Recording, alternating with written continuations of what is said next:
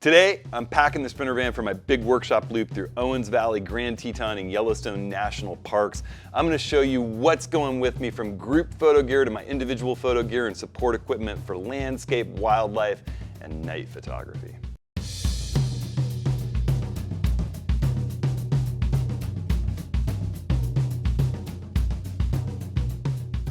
All right, so this is fun. I couldn't even really fit everything I'm taking in the van all in the scene at the same time. I had to put a wider angle lens on, and still I'm small and I can't get it all in. It's fun. This is going to be a big, adventuresome road trip. I got Rick LePage going with me. We're meeting up with David Archer and CJ Glynn to help teach the Owens Valley workshop. We got a great group meeting us down there. Then Rick and I head up into the Tetons and Yellowstone for back-to-back workshops there with awesome groups. There's a lot of gear coming along. Luckily, El Jefe, the Sprinter van, has a ton of room for our gear and everything else. So I'm going to go through, I'll start with kind of the fun stuff, support equipment and photo equipment that I'm taking with me. I'll share some of the group equipment that I always bring along on workshops and presentation equipment. This is going to be a fun one. I'll just kind of run through what I've packed and what's made the cut to come with me. And it's a little bit of a treatise on what I'm carrying in my bag these days in this kind of newfound days of lots of new Nikon Z glass and the Z9. Before I do that, I just want to remind everyone, sign up for the next office hours big group photography get-together. We're going to have it when we get back from these workshops. You can sign up at hudsonhenry.com/office hours. And you can leave us a question there. And we're going to be going through those questions and taking some of your questions from the field. So be sure to drop in and hand us a question, because one of the next Approaching the Scenes could feature a discussion about that question. So sign up, leave a question, hudsonhenry.com/office hours. And last little note before I launch into all this stuff, everything I'm showcasing here and all the gear that I work with and stand by is available over on my website at hudsonhenry.com/ATS links. I have links to everything there, and those links help me out, so I really appreciate it. All right, so let's start off kind of with the fun stuff. I'm going to show you, just to get them out of the way here, since this table is extremely full right now, which tripods are coming with me. So this is my big 7-pound, ultra tall, 80-inch set of legs with the fluid head and the LB75S leveling adapter. That's kind of my main tripod that I love to carry. That's the one I shoot with constantly. Fits nicely in this Leo photo bag. These are the custom tripod builds that I do. You can get over on my website. That's the ultra tall. I'm also going to bring along the ultra light travel setup that I carry, which is the 284 CEX with the built-in leveling adapter and the Acrotech panorama head. I've got some spikes, those cool capped spikes that I put with my custom-built tripods, and that pano slider that I always throw in with the tripods too. You can find those. We're building them. We're shipping them. There's a number of them built, and my wife Stacy will be shipping them while I'm gone. I always bring both of these. I can loan either of them out if people want to try them. I like to have multiple tripods. Sometimes I want to be filming at the same time as I'm shooting or doing time lapse. And then I have one more tripod I'm bringing with me. This is my kind of old school, big, huge Sackler FSB6 tripod. I used to carry this all the time out in the field. It's a big, heavy beast. It's over 10 pounds. But it's nice, if I'm loaning a tripod out to someone during the workshop and I just want to have one more. This one's laying around. It's always super stable. It's sometimes nice to set this up just because it's so big and heavy and stable for video or time lapse while I'm doing other things and loaning a tripod. So I take all three of those with me just so that I have plenty for myself and others. Get this out of the way too. This is my little drone, my DJI Air 2S. I love this thing. When we're in the national parks, of course we can't fly them. We'll do the Before You Fly app everywhere we are, but there'll be some spots in the Owens Valley where I think this will be really fun to fly. We'll be safe and legal with it, but this thing can get great footage. I hope to share some of that with you when we get back from the trip. So that's the drone, 3 batteries, the charger, you name it, all in there. I got my little GoPro Hero 10 to get some behind the scenes footage during the workshop. Love this thing. I got a whole bunch of spare batteries and a charger all right there. So let's jump into my NYA-EVO 60C bag. This is, I swear, every time I take this on a trip, I love it more. This is the new one that they're doing, made out of completely recycled fishing nets reclaimed from the sea. They're working on becoming more sustainable. The guys who run NYA-EVO are just awesome. They've got a Kickstarter campaign going. If you run over through my link to their website, and you can find that link, I'll put it in this video's description. If you click on this video's description, it'll show more. You'll be able to see that full description with a link over to NYA-EVO. But these guys are awesome, and they're running a Kickstarter campaign right now to help get this whole sustainable new product line off the ground. So I got this bag kind of packed to the gills with what I might carry if I was taking everything. You know, in the front pocket, I've got, you know, my headlamp and my Luma Labs QD loop strap and some spare batteries and stuff in there. I've got a big spare charging battery, spare memory cards, a rocket blower, whole bunch of stuff in this sort of front pocket, which could expand out, but I don't have it expanded out at the moment. My little roll top dry bag is tucked down. You know, I can always use that to expand this bag upward and get more carrying capacity. That's how it gets up to 60 liters from its normal 40 liters, is expanding outward and upward. And this dry bag's awesome if you've got wet gear. But in the main compartment, you know, if you open up these removable compression straps, I got the little dry pack cover that comes with this every bag. They have a totally waterproof pack cover. The fabric's relatively water resistant. This is 100% water resistant. We're going on a trip into the mountains. We'll be in the Inyo, we'll be in the Tetons. So I've got a little light rain shell. This is my Patagonia amazing torrent shell that I just love and recommend to everybody.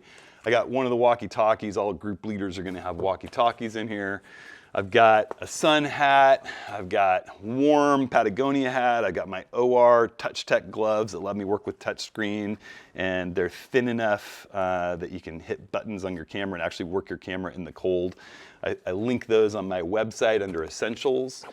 I've got my little Really Right Stuff nodal setup, the multi-row tilted nodal rails. I rarely use these, but occasionally you get into a situation where you have a close subject. I have a whole video about that from recently about when you might want to use these for panos and why I rarely ever need them.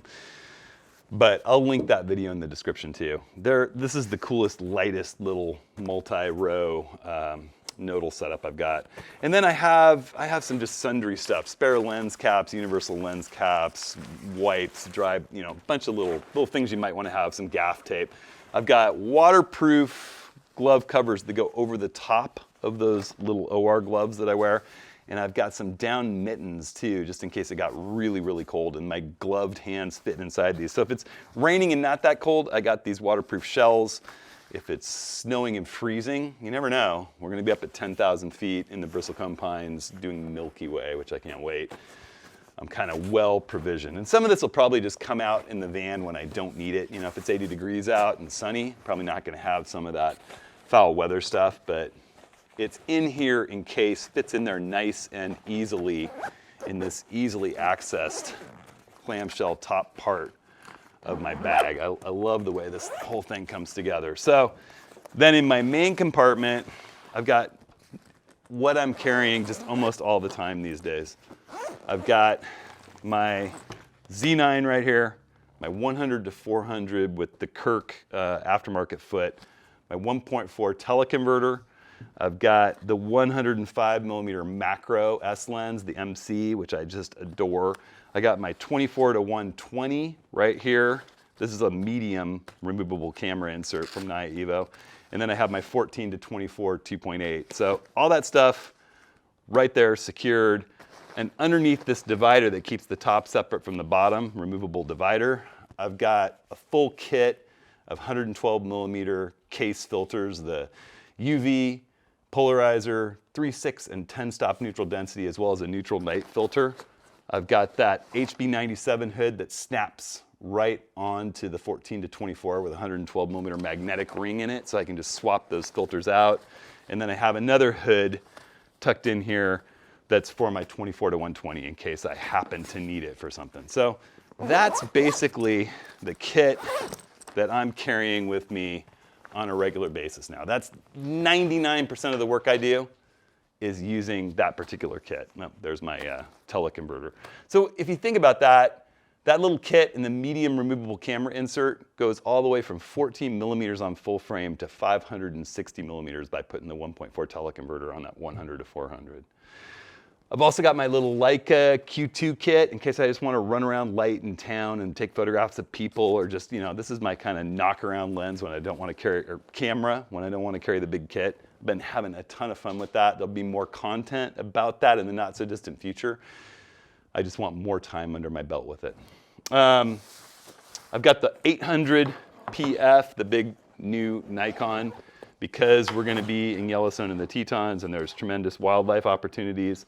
I got that guy in this case here. I can mount the Z9 on it and keep it in the van with me in case of wildlife in certain situations. So that guy is there. I've got a little lighting kit in case we want to do some light painting. I've got two LumeCube 2.0s and a couple of their bigger pro panel lights in here, along with some modifiers and some colored gels and things, just so that we can do easy night photography. I can easily toss that in my bag when I need it. In this Pelican Air case, which I love to roll through airports, I kind of use this as a spare gear container. And in it I have a 20 millimeter 1.8, which I 20 millimeter 1.8 Z lens, which I love for night photography. I've got a little Viltrox 13 millimeter 1.4 for DX that I'm going to test out. I haven't done any Milky Way with this thing yet. I've actually really liked it for landscape with my Z50. But I'm going to slap it on during some of our Milky Way shooting and see how it handles the Milky Way, especially wide open, because that could be a powerful little tool for people that are shooting APS-C. I've got a bunch of chargers and cables and spare stuff, you know, some magnetic adapter rings for the case system. The camera, the Z6 II that I'm filming this with right now, will be coming along with me, along with a cage and some video accessories and a screen, so that we can do some of these Q&A sessions and ATSs on the road and get some behind the scenes footage. So that'll kind of be my second body, that Z6 II, which is recording this right now. And there you go. So, oh, and a 50 millimeter lens. So a 51.8 in case of low light work. Adamus Ninja 5 little video screen that lets me see what I'm composing when I'm standing on the other side of the camera. So there you go. That's a great little kit. I can pull lenses out and stick them in there, put lenses back in there, so I can kind of mix and match and have a little armored case for things that aren't in my camera bag. And then there's this big monstrous Pelican case, which has all the gear for night stuff. I pack this with me a lot this time of year. And what I've got in here is a big Skyguider Pro from Ioptron. This is a big star tracker, along with a base that can just flip out and switch through the quick release on my big, tall fluid head setup. All I have to do is unscrew the knob that holds the spider and lift the fluid head and the LB75 leveling adapter off and drop this leveling adapter and quick release in and set the big Skyguider Pro on those tall legs. Boom. And it has a little, you know, geared mount for getting your polar alignment and a counterbalance and weight, a bunch of stuff. I can also mount this Celestron 4-inch telescope on there, which is kind of fun. That's ready to go at any time if we just want to look at the stars instead of photographing them. I have a couple of Acrotex ball heads in here, one for the big tracker and one for my little Move Shoot Move kit. So this is my Move Shoot Move. And that, you know, is the 1.5 pound star tracker that can go in my bag if we're hiking some ways away from the car. I got a couple of weights for the big tracker. We can put bigger lenses on there. I had fun with my good friend Ken Muller, who's going to be back with us in Owens Valley with his 58 Nikon M.95 knocked lens for the Z camera. That's a job for the big tracker. So in other words, I have a lightweight tracker, a telescope, couple optics for the telescope, and a big heavy tracker. So we can use both of them at the same time and get people out photographing the Milky Way and night stuff. This is a lens warmer, just in case there were any dew or condensation or cold weather that could affect our lens. And I've got a spare laser just to point things out to people, just in case we need for night work. So I can point to the Milky Way easily with that in my pocket without taking it out of my tracker. So there you go. That's the big night kit that rolls out of the bag when we're photographing stars in the Milky Way. All right, so I'm starting to have a big pile at my feet. I got my little bag that carries my laptop and all my presentation equipment, HDMI cables, you know, hard drives, stuff like that for doing presentations in the conference rooms and spaces that we have rented to do image critiques and image reviews and teaching and editing. I've got swag for everybody that's going to be on the workshop, along with a full sensor and lens cleaning kit, blower brush, spare tripod, feet, all kinds of stuff in case people need them. I got several sets of filters, night filters, neutral density filters, polarizers, case, 82 millimeters, 112 millimeters, tons of adapter rings and things in case people need them. Spare the other radios that are going with the other group leaders, Rick and CJ and Owens Valley, David Archer. I got more swag and stuff, more lens cleaning cloths. And then for while we're out in Grand Teton, I have an entire box of bear spray and bear horns so that everybody in the workshop will make sure we're in pairs where nobody's alone and they have at least one bear horn and one full charged can of bear spray if we're gonna be anywhere 5 feet or more from the van, just in case, you never know. It's rare, but I'd rather everyone be prepared. I also have a couple of inert bear spray canisters that we can use for training purposes. And I was thinking we might videotape that and share that with the ATS crowd, because that's going to be kind of fun. There's some techniques for using bear spray in a bad situation, and it's good to practice and see it done before you actually encounter a bear. So I get some inert canisters and actually do some training on that. That is almost everything. There's just one more item back on my desk back there, and that's a brand new LG OLED TV that is beautifully color calibratable and has really nice dynamic range. And we've just been so disappointed with so many TVs in places that we travel, or projectors when we want to do image reviews. You know, it's miserable for me to be looking at someone's beautiful image that they captured the day before, and I say, oh, well, you know, those yellows aren't so orange on my computer screen. If everyone could see this little laptop. So instead, for workshops where we're actually driving El Jefe, the Sprinter van, we've decided to toss this TV in on the queen-size bed in the back behind the 12 seats and have it with us, and that way we can set it up ourselves in conference rooms or in the big houses that we sometimes rent where we use the living room for presentations, and be able to look at everyone's pictures on a screen that actually has some quality. So that's a big new thing this year. It was a little investment that we made into a really good panel that's small and light enough to carry with us on the road, and it's been fantastic.